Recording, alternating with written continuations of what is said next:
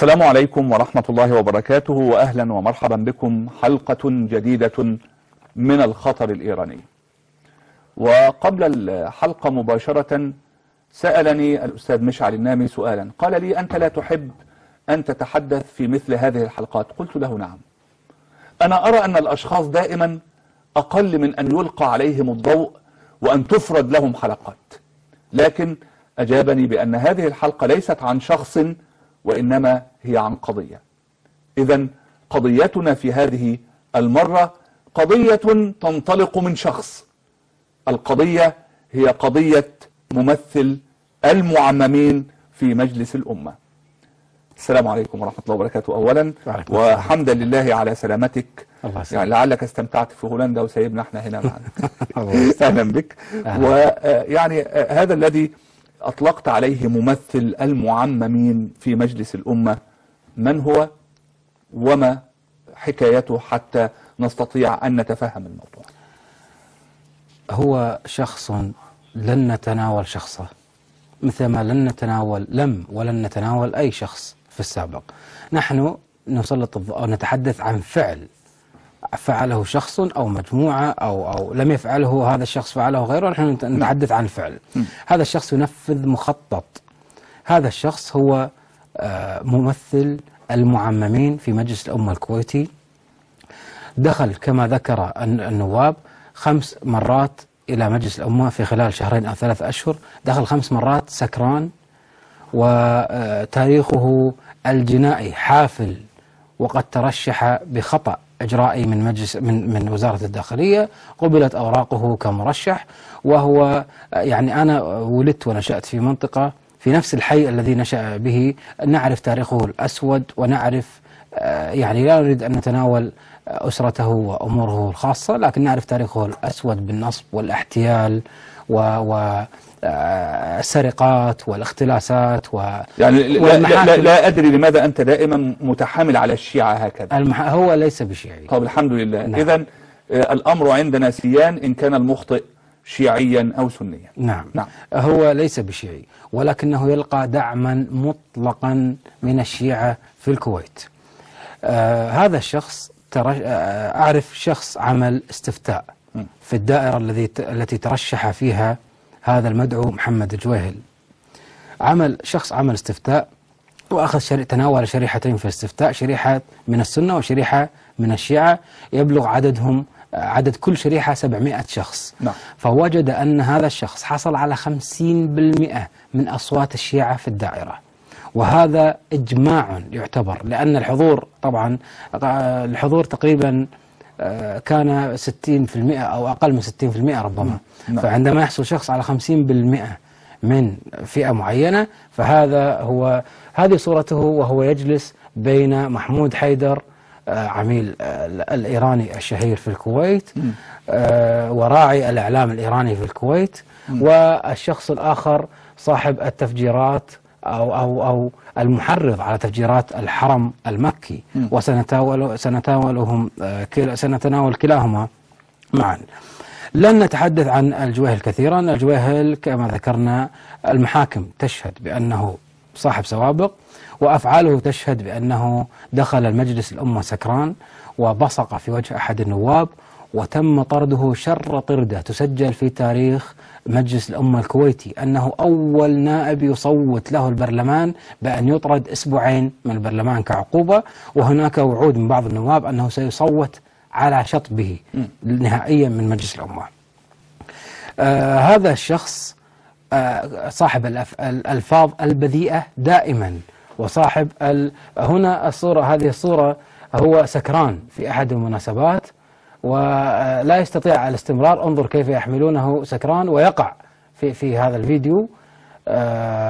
هذا أول ما نجح. انظر كيف يترنح وهو سكران، يظهر في المناسبات العامة ولا يخجل بتاتا، بل أنه أطلق تصريح أنه بعد حادثة شطبه أنه بالفعل كان سكران، وأنها ليست المرة الأولى التي يحضر فيها سكران، فأين المشكلة؟ هو يتساءل، يقول أنا لم أحضر أول مرة واحدة فقط سكران، فلماذا لم يعترض النواب سوى اليوم؟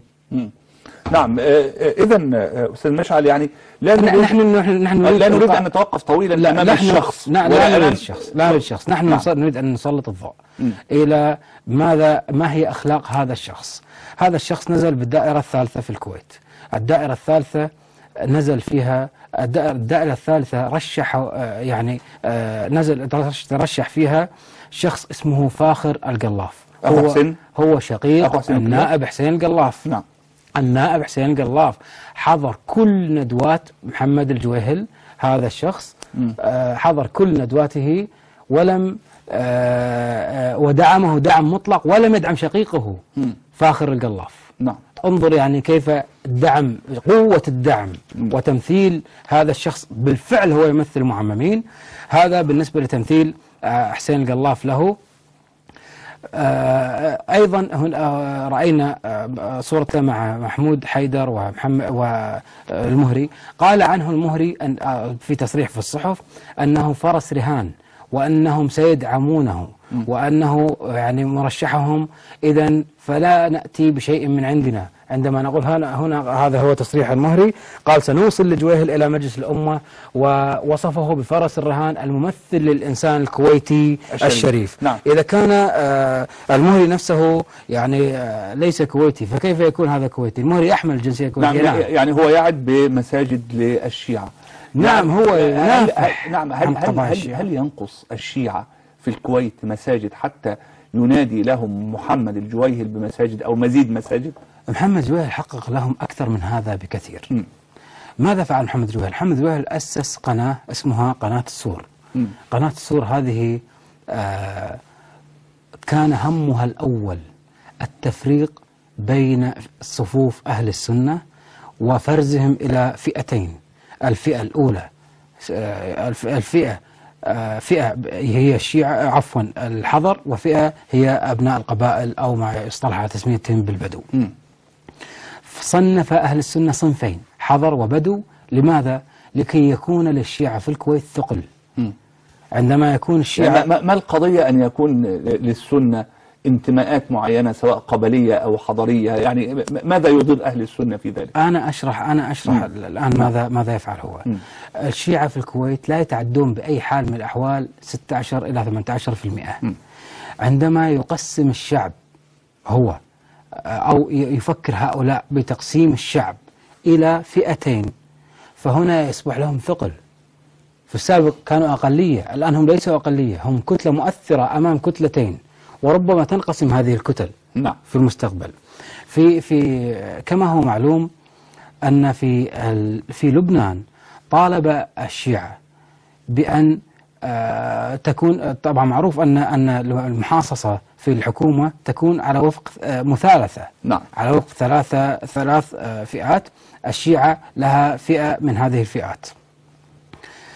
دعا الشيعة أو هددوا بأنهم سينتقلون إلى المخامسة.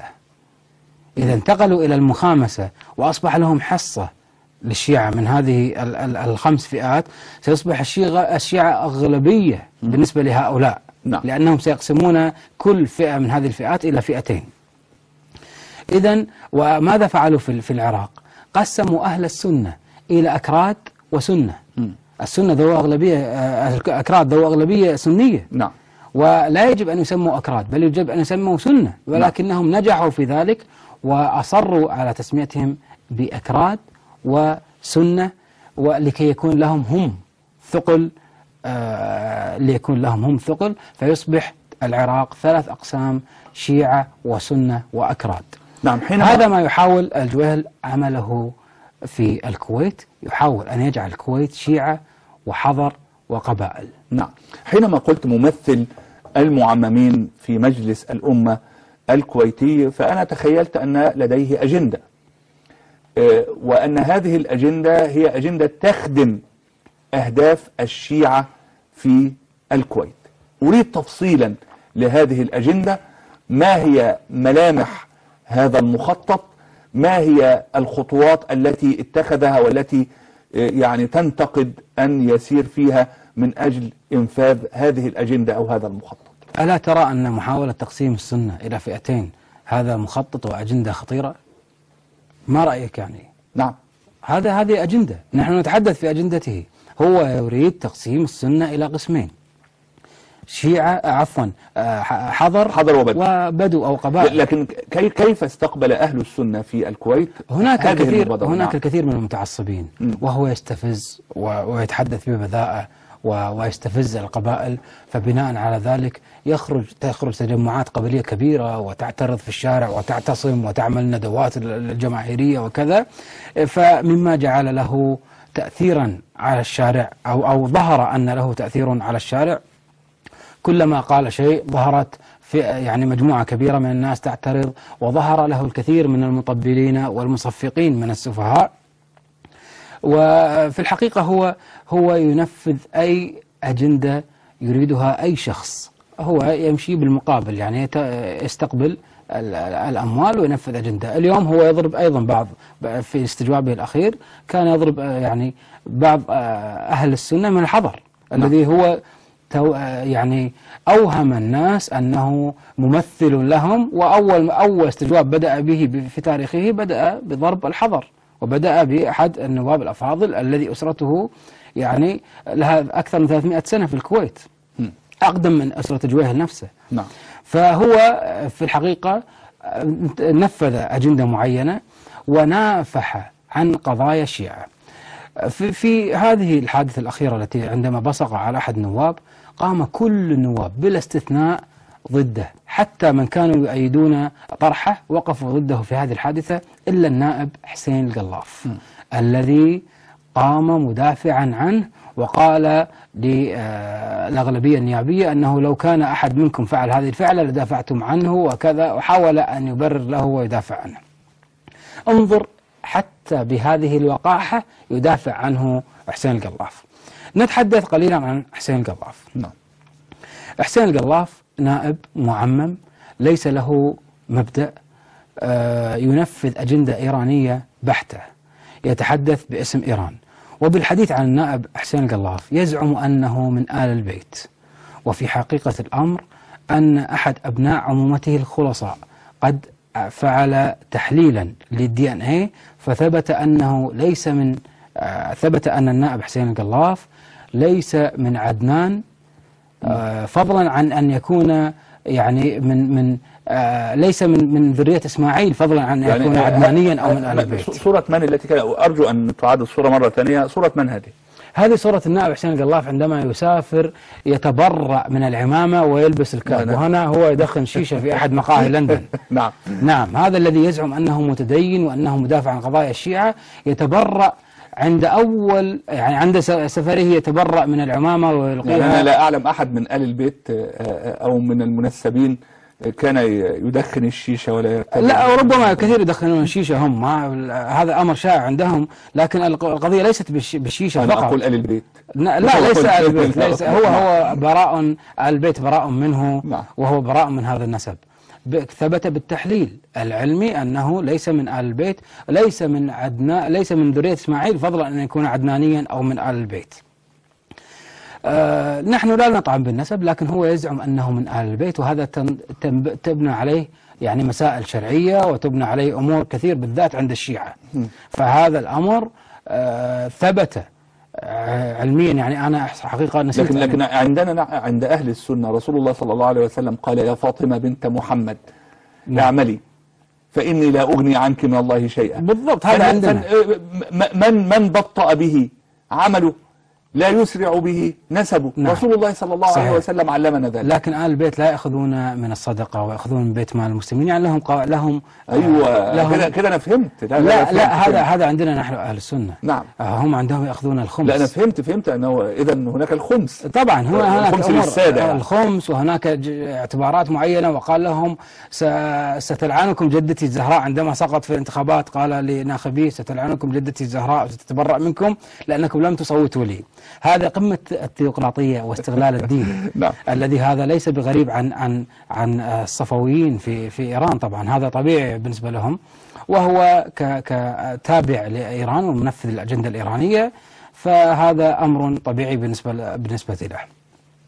دعمه كما ذكرنا دعما مطلقا منذ الانتخابات إلى الحادثة الأخيرة. نعم. هذا بالنسبة لماذا يعني بما تفسر هذا ينفذ الدعم لهم أجندات. هذا الدعم الكامل يعني ينفذ لهم أجندات. يعني كان من الممكن أن تنفذ الأجندات دون أن تفتضح الأمور هكذا ودون أن يظهر الدعم جليا للعيان يعني هذا لا يصور للآخرين بأنه شيعي.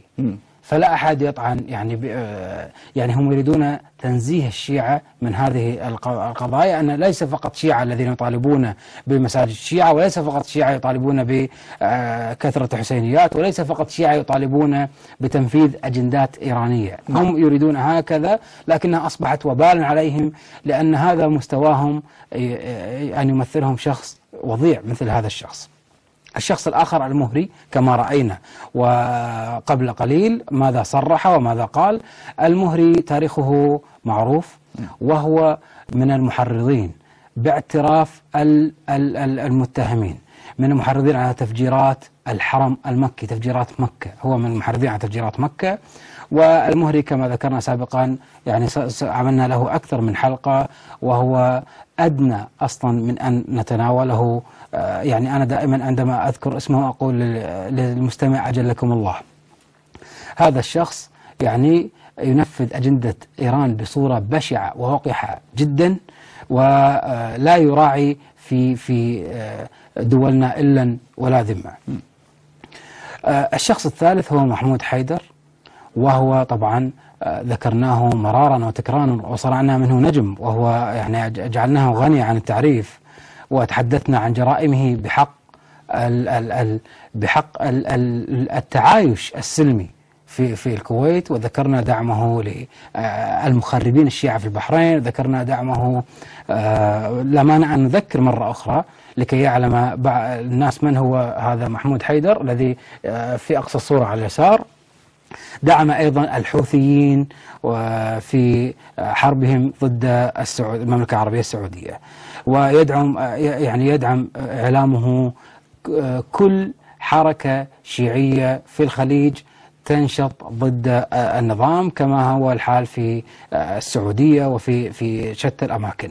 مثير للفتن، أغلقت جريدته بسبب إثارتها للفتن بحكم المحكمة، وأدين أمس رئيس تحرير الجريدة أدين بالسجن بسبب إثارته للفتن، وغرم غرامة قدرها 1000 دينار لإيقاف التنفيذ. هذا هو محمود، هذا جزء يسير من السيرة القذرة لمحمود حيدر ولتعامله ضد الكويت مع النظام الإيراني، وهو منفذ تام لأجندة النظام الإيراني. وجريدته تحدثنا عنها كثيرا مرارا وتكرارا، وتنفيذها الأجندة الإيرانية، وجريدته التي يكتب بها بعض أعضاء السفارة الإيرانية يكتبون فيها، والتي لا يكتب فيها أي سني. هناك بعض الكتاب يحملون أسماء قبائل سنية وهم في الحقيقة ليسوا من أهل السنة، هم شيعة بناء على يعني والدتهم أو مجنسين بهذه الأسماء، إلا أنهم يحرصون على إبرازهم بأن الفلان من القبيلة الفلانية يكتب عندنا، وهو في الحقيقة ربما يكون من هذه القبيلة وربما لا يكون، إلا أنه شيعة، إلا أنهم كلهم شيعة.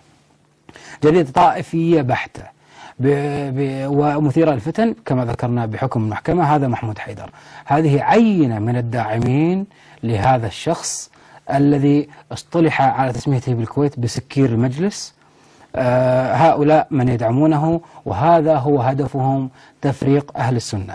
ما يجب أن يفعله أهل السنة في الحقيقة هو تفويت الفرصة على هذا وأمثاله، وأن لا يتفاعلوا مع كلامه، وأن لا يعني السؤال الآن يعني كيف استقبل ما دمت تقول ألا يتفاعلوا؟ نعم. كيف استقبل أهل السنة في الكويت هذه الأحداث وهذا المخطط وهذه الأجندة؟ هو عندما بدأ بضرب القبائل تفاعلت القبائل للأسف معه، وخرجت وعملت مهرجانات خطابية وحضرها يعني عشرات الآلاف، وعملوا مسيرات احتجاجية وضغط النواب على مثل هذا. بينما لو تجاهلوه مرة ومرتين وثلاث حتى الداعم سيتوقف عن دعمه له، لأنه لن يجده مؤثر ولن يجده منفذ لتلك الأجندة، ولن يجد مصفقون ومطبلون له لأنه غير مجدي.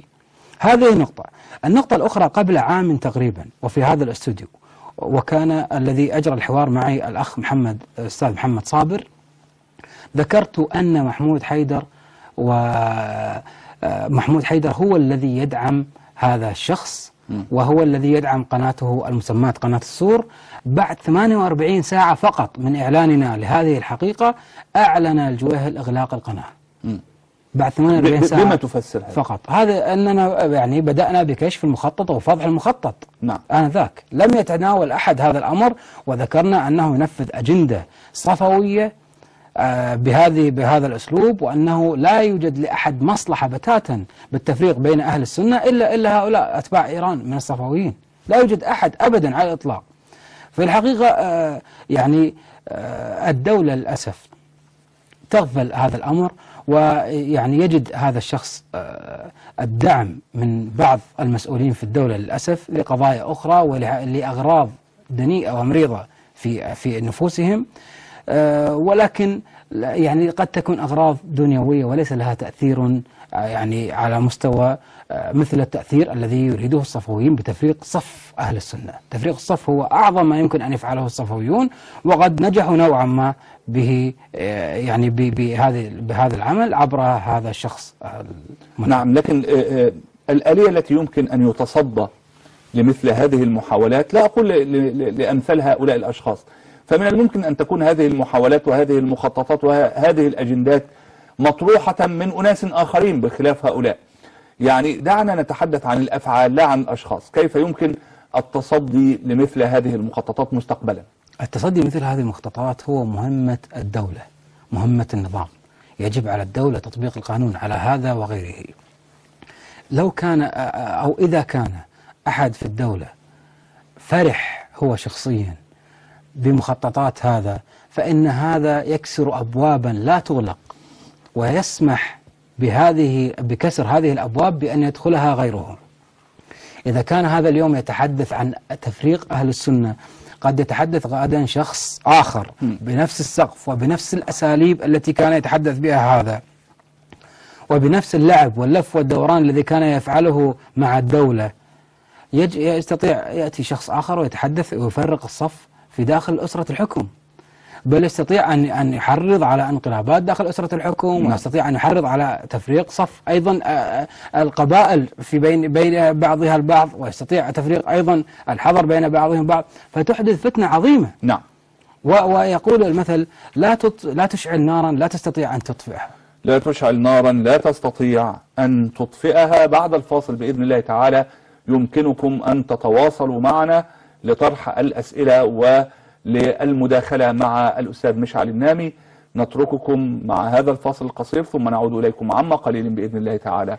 كونوا معنا.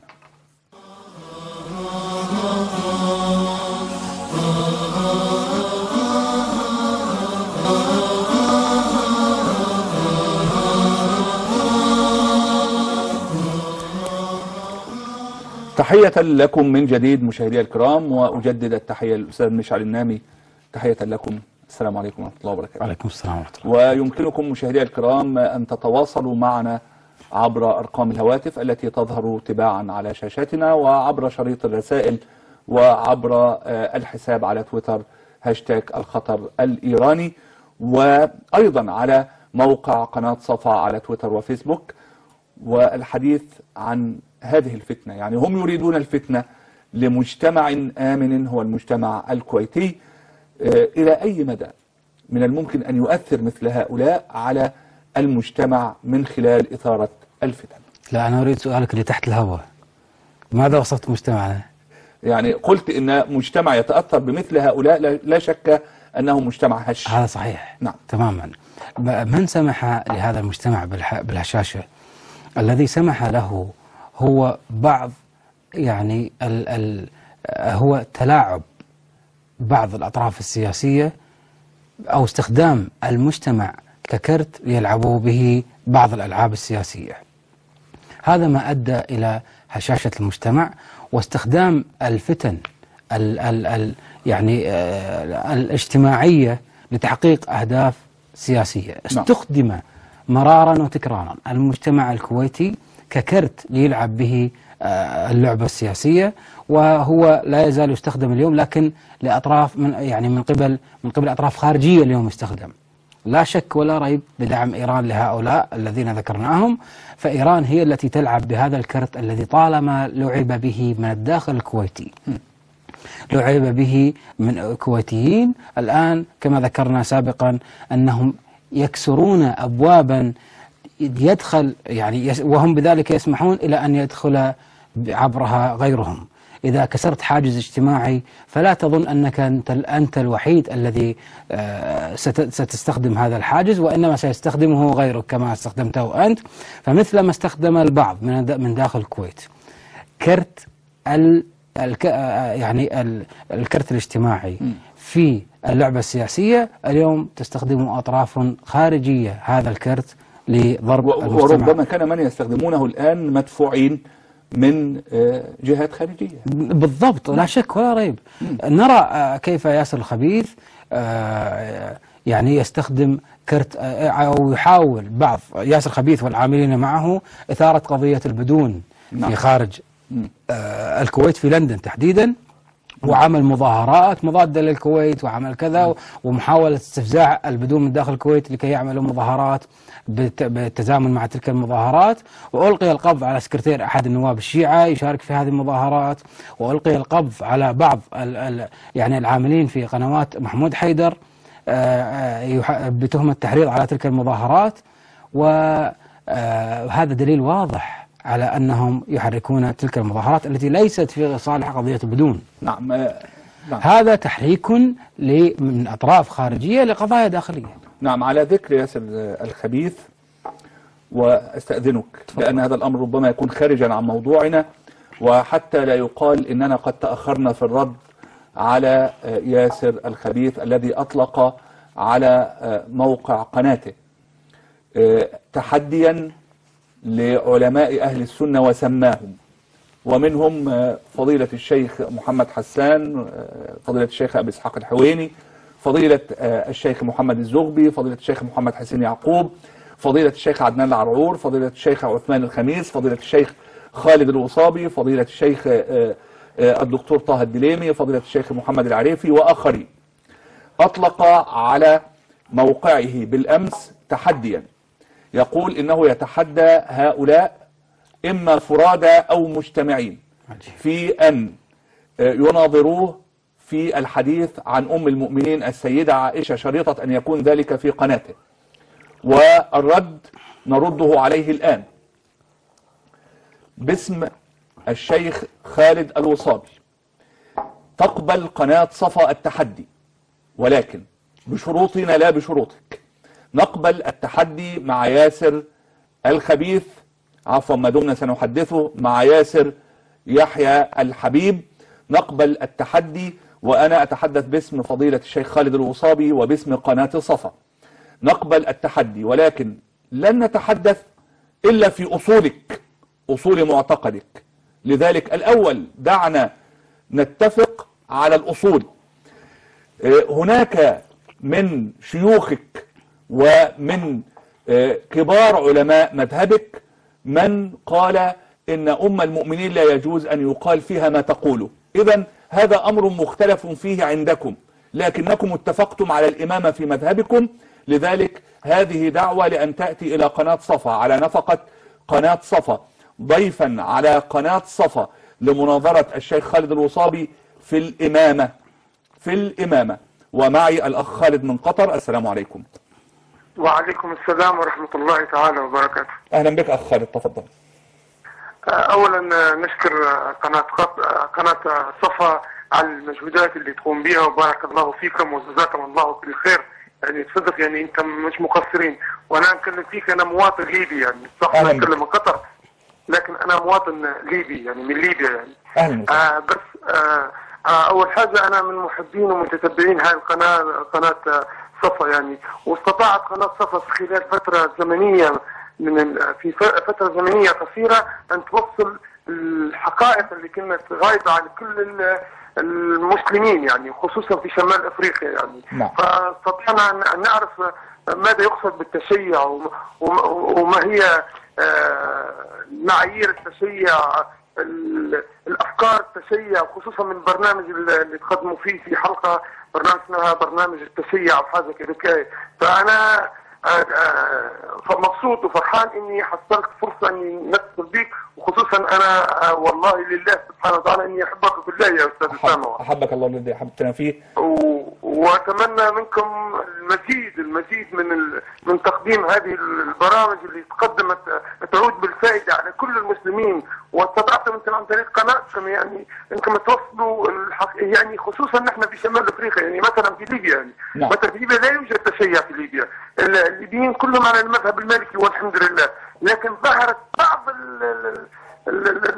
البؤر، بعض المحاولات، بعض الاشياء من هذا القبيل. نعم. لكن والحمد لله من خلال قناه صفا ومن خلال ما تقدم في قناه صفا استطاعت الناس ان تفهم الشيء هذا وتفهم شنو يقصد بالتشيع. وجزاكم الله كل خير وبارك الله فيكم، والسلام عليكم ورحمه الله تعالى وبركاته. وعليكم السلام ورحمه الله وبركاته. اذا انا يعني استنبط سؤالا من حديث اخي خالد، هو يقول ان ليبيا من الدول التي ليس فيها تشيع، لكن بدأت تظهر بعض بؤر التشيع في ليبيا. هل تظن أن حالات التحول التي تمر بها المجتمعات العربية الآن من الممكن أن يكون أو أن تكون المجتمعات العربية التي حدثت فيها ثورات أرضا خصبة الآن لعبث العابثين في محاولات نشر التشيع فيها؟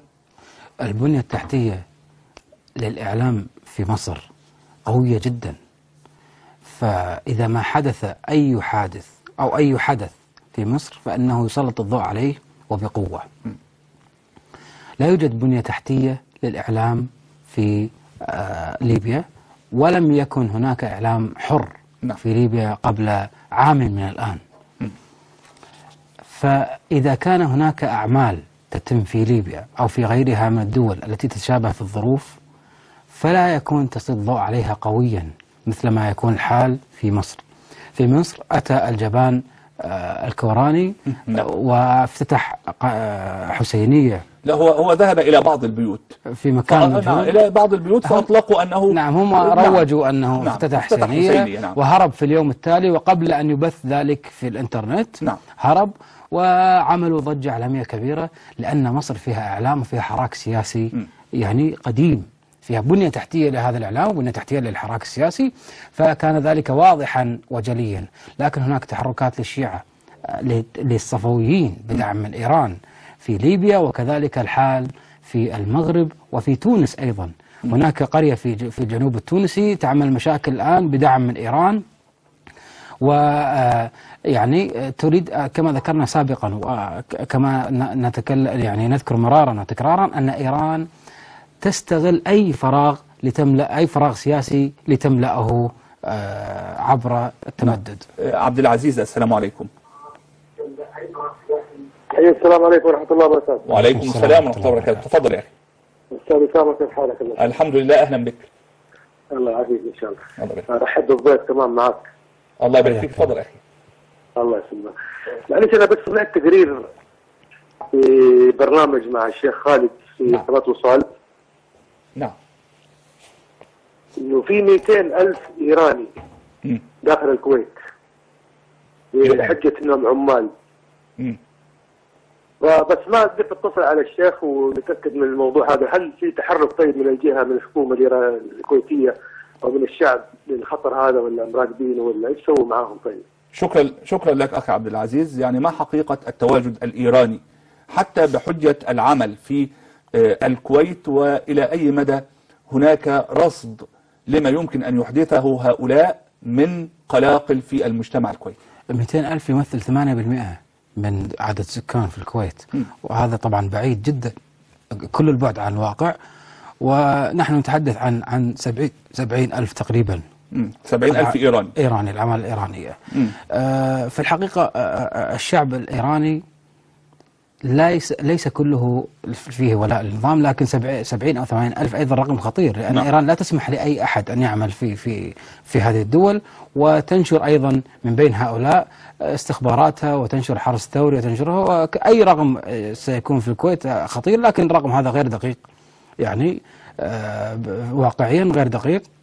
إلا أن الرقم خطير. وتحدثنا، نحن نتحدث كل أسبوع عن الخطر الإيراني، ونتحدث سلطنا أكثر يعني الضوء على الكويت وما وتحدثنا عن الخلايا النائمة التي اكتشفت، تحدثنا عن خلايا التجسس التي تم القبض عليها بالضبط، عن عملاء إيران وعن الخلايا التخريبية وعن مخططاتهم في الكويت وعن حتى أيامهم تفجيرات الثمانينات. تحدثنا كثيرا ونحذر مرارا وتكرارا.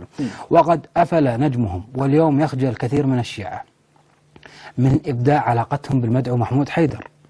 اليوم كثير من الشيعة بدأوا يبتعدون عن محمود حيدر بفضل الله، ثم بفضل هذه البرامج التي فضحت هذا الشخص وعلاقته بإيران، وهو فضح نفسه. لكن نحن جمعنا هذه الأمور وعرضناها للمشاهد فقط، لكي ربما ليس كل المشاهدين يتابعون قنواته أو يتابعون تحركاته أو تصريحاته أو صحفه. نحن نشرنا فقط للعامة. ربما أخذنا يعني بعض الأحداث يعني من بعض المصادر، لكن هذا ما فعلناه.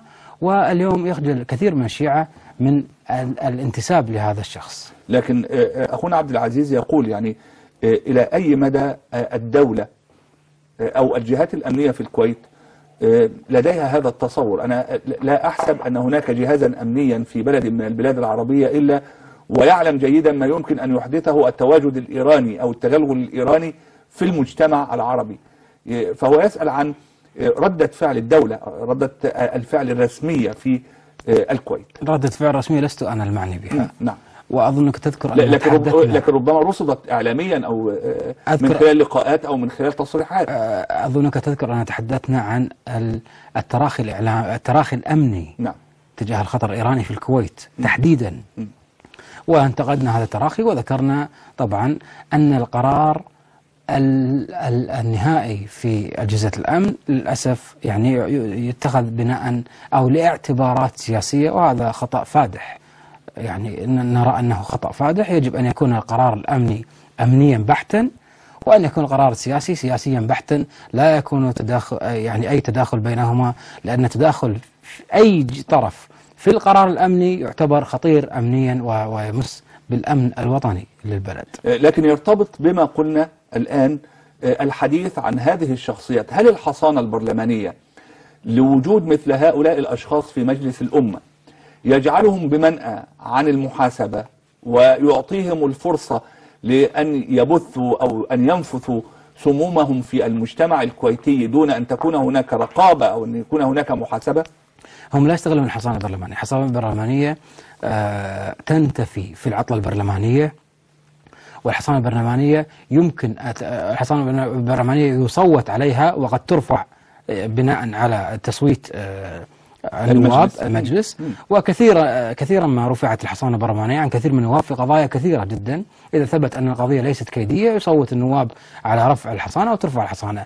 هم يستغلون مجلس الأمة بالأمرين اثنين، لأن الحديث تحت قبة البرلمان مباح مطلقا، حتى أن أحدهم شتم أحد الصحابة أو أساء لأحد الصحابة ولم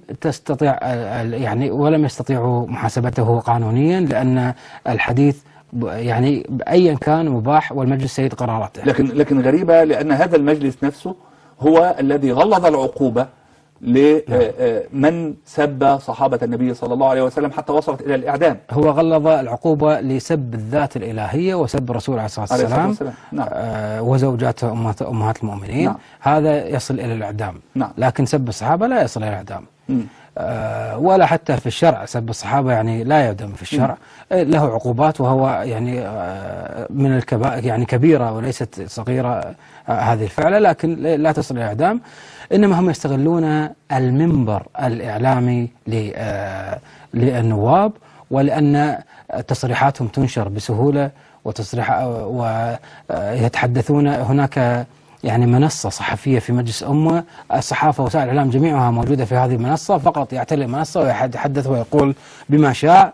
كما رأينا أحدهم أساء من هذه المنصة للمملكة العربية السعودية، وصرح بعدها صاحب السمو أن هذا الشخص جاهل ولا يمثل إلا نفسه. نعم، لا يمثل الدولة. نعم.